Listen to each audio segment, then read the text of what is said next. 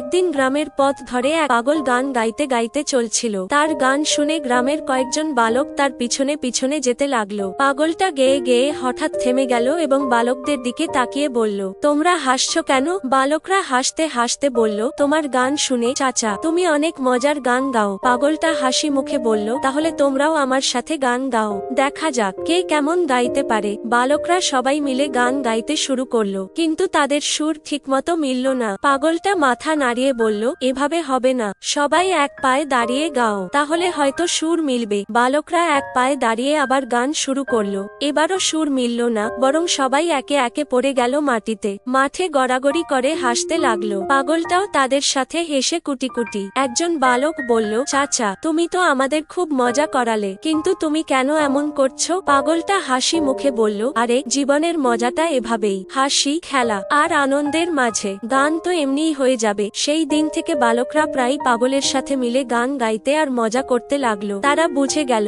জীবনের আসল মজা হাসি আর খেলার মাঝে।